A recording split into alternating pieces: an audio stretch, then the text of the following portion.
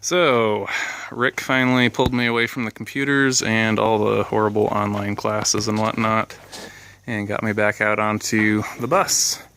So we got some of the original panels put back on, and we got 2 put on so far. So we have to start from the bottom up and from the back of the bus forward. That way all the shingling is facing like this, so if we're moving, water sheets off that way, and if we're stationary, the water sheets off that way, because we don't want to have it going into the bus, obviously. So we've talked a couple times about galvic reaction. So as you can see, all those awesome inner tube strips, 1,000 linear feet of it. Kind of see it right there. You can barely see it, but yeah, there's a rubber tube or inner tube strip between the aluminum and the steel here, and then up at the top, you can probably see it on this one, there's a piece of inner tube in between that steel and this aluminum, and then the steel beam and the aluminum. You can kind of make it out in there.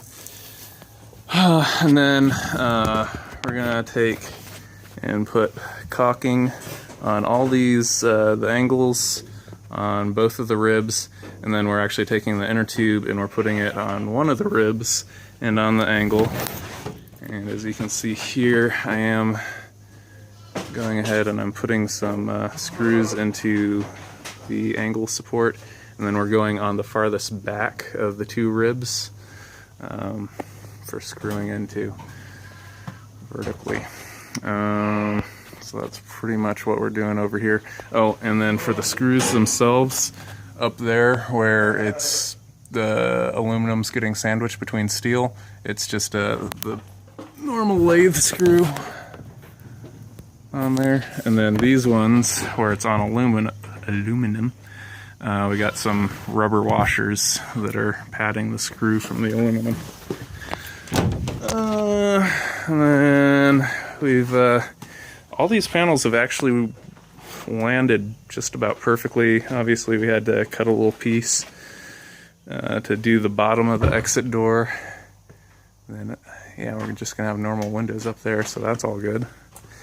We've had to cut some of these pieces down to size, and there's been a few dings and whatnot that we had to re-pound out with the 1,000-yard target. And for our cuts, where'd the saw go? Oh, put it in the box. Where? Get it.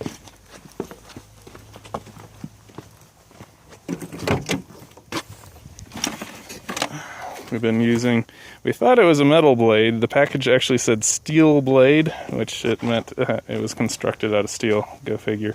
But it's actually an OSB blade, and it worked just fine for cutting through the aluminum. Anyway, stay tuned.